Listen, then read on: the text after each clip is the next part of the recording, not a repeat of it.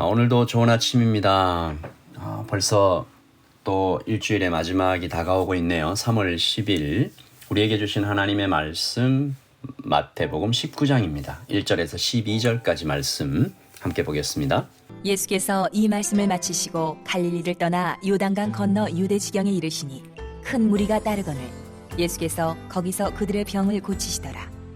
바리새인들이 예수께 나와 그를 시험하여 이르되 사람이 어떤 이유가 있으면 그 아내를 버리는 것이 옳으니까? 예수께서 대답하여 이르시되 사람을 지으신 이가 본래 그들을 남자와 여자로 지으시고 말씀하시기를 그러므로 사람이 그 부모를 떠나서 아내에게 합하여 그 둘이 한 몸이 될지니라 하신 것을 읽지 못하였느냐.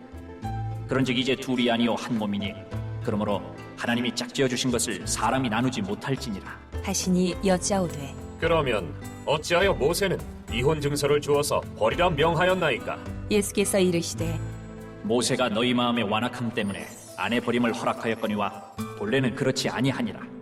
내가 너희에게 말하노니 누구든지 음행한 이유 외에 아내를 버리고 다른 데 장가드는 자는 간음함이니라. 제자들이 이르되 만일 사람이 아내에게 이같이 할진대 장가들지 않는 것이 좋겠나이다. 예수께서 이르시되 사람마다 이 말을 받지 못하고 오직 타고난 자라야 할지니라. 어머니의 태로부터 된 고자도 있고 사람이 만든 고자도 있고 천국을 위하여 스스로 된 고자도 있도다. 이 말을 받을 만한 자는 받을지어다. 아멘. 하나님의 말씀입니다. 한번 더 읽으시면서 묵상하시겠습니다.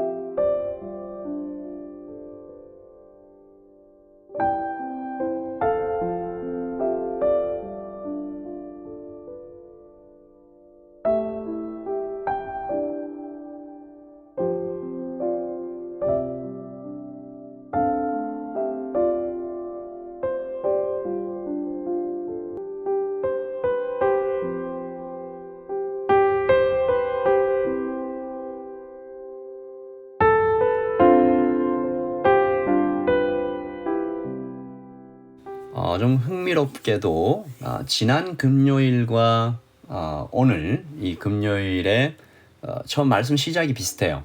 지난 금요일에도 바리새인들과 사두개인들이 예수님을 찾아왔습니다. 종교조사단이죠.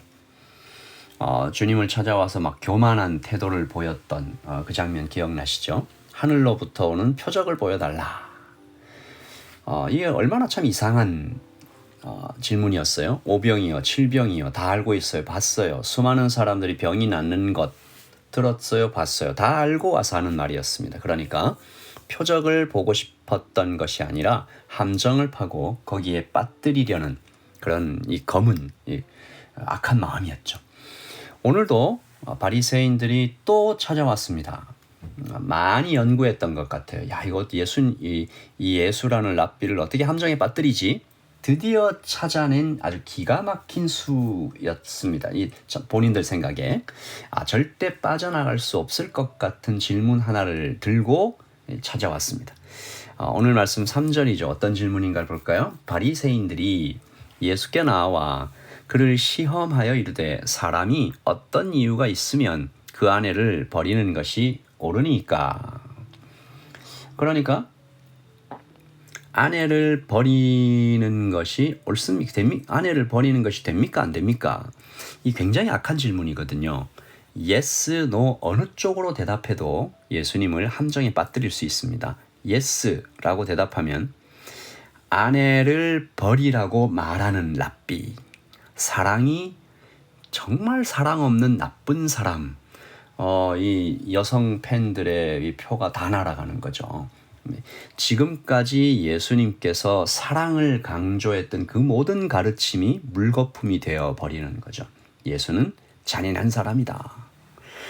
그렇다고 또 no라고 얘기하면 하나님의 말씀을 정면으로 거역하는 것처럼 됩니다. 이 신명기 24장 1절이죠.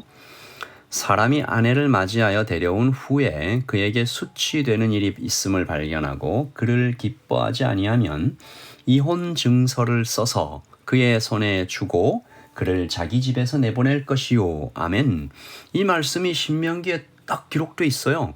그러니까 아내를 이유가 있으면 이혼 증서를 써서 아내를 버려도 된다라고 그렇게 보이는 것 같습니다. 그러니까 예수님은 지금 yes라고 말해도 no라고 말해도 아내를 버려도 된다라고 해도 잔인한 사람 되는 거고 안 된다라고 하면 말씀을 율법을 어기는 사람이 되는 거죠. 이런 질문을 상대하는 방법은 하나뿐입니다. 질문 자체를 부수는 거죠. 예수님은 아내를 버려도 되느냐라는 이 질문이 애초에 잘못되었다라는 것을 밝혀주십니다. 5절이죠. 말씀하시기를 그러므로 사람이 그 부모를 떠나서 아내에게 합하여 그 둘이 한 몸이 될지니라 하신 것을 읽지 못하였느냐. 이 말씀으로 이렇게 예수님께서 딱 얘기하시는 거죠. 그런즉 6절입니다. 이제 둘이 아니요 한 몸이니 그러므로 하나님이 짝지어 주신 것을 사람이 나누지 못할지니라 하시니. 아멘. 창세기의 말씀. 그러니까 사람이 결혼했다가 이혼하는 것, 특별히 아내를 버리는 것, 이런 일들은 하나님께서 허락하신 일이 아니다. 그리고 예수님께서 덧붙이시죠. 8절입니다. 예수께서 이르시되 모세가 너희 마음의 완악함 때문에 아내 버림을 허락하였거니와 본래는 그렇지 아니하니라. 무슨 말인가요? 얼핏 보면 모세가 이혼을 허락한 것처럼 보이지만 사실 그 컨텍스트를 봐야 된다. 배경을 봐야 된다. 알고 보면 여인을 보호한 것이야. 그러니까 당시의 모세 시절에 남편들이 너무나 쉽게 아내를 버린 거예요. 이런저런 이유를 들어서 아내를 내쫓았는데 그 판단을 남편이 합니다. 그러니까 이게 무슨 말이에요? 남편 마음에 들지 않으면 아내를 버릴 수 있었어요. 심지어 이렇게 이유를 들어서 이혼을 아내를 버리면 그 이혼을 당한 이 쫓겨남을 당한 여인은 재혼을 못 해요. 평생 고통받아야 됐습니다. 그래서 모세가 그 악한 시대에 살아가고 있는 여인들을 보호하기 위하여 이렇게 말하는 것입니다. 이혼 증서를 써라. 여기에 두 가지 의미가 있었는데 하나는 정식으로 이제 결혼 관계가 끝났으니 이제 법적으로 자유롭게 재혼할 권리를 여인에게 주라. 둘째, 많은 증인 앞에서 공적으로 이혼을 진행해라. 그래서 자기 감정에 따라 함부로 아내를 버리거나 경솔히 이혼하는 것 하지 마라. 그러므로 이혼 증서에 담긴 의미는 아내를 버려도 된다라는 게 아니고 당시 사회가 너무 악했기 때문에 그 악한 사회에서 여인들을 보호하고 있는 것이죠. 그러므로 오늘 우리는 이 예수님과 바리새인들의 대화 가운데서 성경을 읽는 아주 중요한 원칙 두 가지를 배우게 됩니다. 첫 번째, 성경을 부분적으로 읽어서는 안 되는 거죠. 그러니까 어떤 말씀 한 구절 뚝 떼서 읽고 그것으로 그냥 적용하고 이게 사실 이단들이 많이 하는 건데요. 그리고 또 하나는 이 전체를 봐야 되는 겁니다.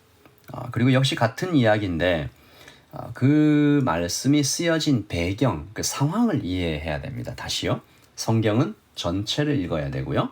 그리고 상황을 이해해야 됩니다. 이 말씀이 어떤 사람에게 어떤 상황에 전해졌는지 살펴봐야 된다는 거죠.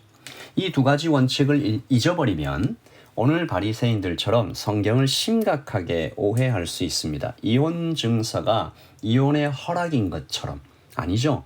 여인들에 대한 보호이며 동시에 악한 남편들에 대한 경고였습니다.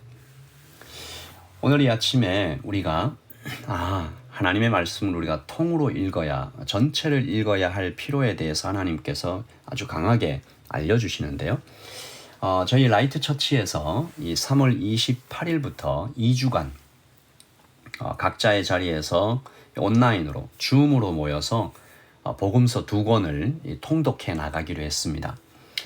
이 성경을 전체를 함께 읽어 내려가면서 부분적이 아니라 한 권을 통째로 읽으며 예수님의 탄생부터 그 많은 기적들 그리고 십자가의 죽음 그리고 부활, 승천까지를 함께 읽어보려고 합니다. 이 시간을 통해서 우리 모두에게 하나님의 큰 은혜가 있기를 기도하는 것이죠. 전체 이야기, 복음의 전체 이야기, 예수님의 전 생애를 우리가 읽으면서 정말 예수님께서 우리에게 큰 은혜 주실 것을 제가 기대하고 확신하는데요.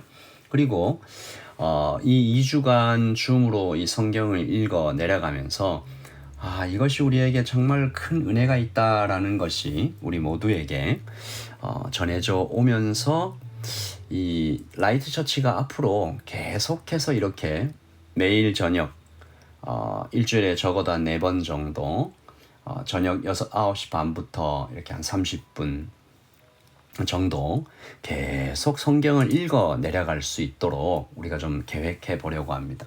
성경은 한 권 전체를 통으로 읽어야 되고요. 성경 전체가 하나의 이야기이기 때문에 그렇습니다. 처음부터 끝까지 사랑 이야기죠. 이것을 읽고 복음을 만나는 것입니다. 여러분, 바리새인들처럼 또 여러 이단들처럼 자기 원하는 말씀만 쏙쏙 뽑아내서 여기저기 이렇게 끼워 맞춰서 성경을 오해하는 일이 우리에게 없도록 오늘도 주님 안에서 하나님 말씀을 이렇게 쭉 읽어 내려가는 우리 모두가 되기를 바라고요.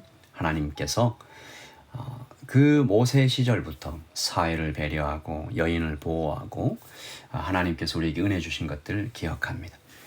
이 하나님의 말씀이 우리의 눈을 열어주십니다. 외롭고 좁은 길이지만 말씀을 통해 그 말씀의 렌즈를 통해서 보면 생명길이죠. 오늘도 주님을 즐거워하는 하루, 하나님의 말씀으로 힘없는 하루가 되시기를 예수님의 이름으로 축복합니다.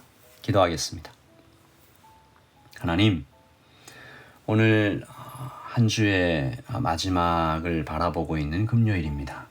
아버지, 오늘 하루 주님 안에서 이번 한 주간 읽었던 이 마태복음의 말씀이 우리 마음속에 새겨지게 하시고 또한 앞으로 계속 하나님의 말씀으로 우리를 새롭게 하여 주시옵소서.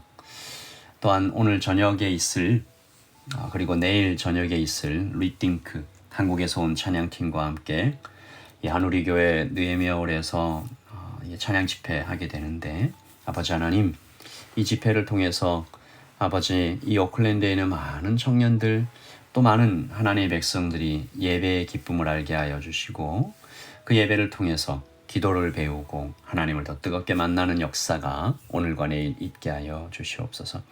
아버지 하나님, 이 예배를 통해서 하나님을 더 깊이 만나고 하나님을 더 가깝게 만나고 하나님을 더 제대로 만나며 온 몸과 마음으로 하나님을 뜨겁게 예배하는 오늘과 내일이 되게 하여 주시옵소서. 찬양팀에게 참석하는 모든 사람들에게 함께하기를 소원합니다. 주일에 우리가 함께 모여 또 예배할 때 그 예배에 아버지 하나님의 놀라우신 임재와 충만히 있기를 소원하며 예수 그리스도의 이름으로 기도합니다. 아멘. 여러분, 오늘 저녁 이 한우리교회 느헤미야홀이죠. 느헤미야홀의 가장 큰 홀을 바울홀이라고 부르는데 거기서 예배가 있습니다. 여러분 다 함께 오셔서 함께 주님을 뜨겁게 찬양하는 예배 되기를 소원하고요. 오늘과 내일 함께 예배 현장에서 만나기를 소원합니다. 여러분 한 주간 잘 지내셨죠? 그리고 내일 모레 지내시고 또 주일날 예배를 만나겠습니다. 하루 동안 주님의 평안으로 함께 하십시오. 샬롬.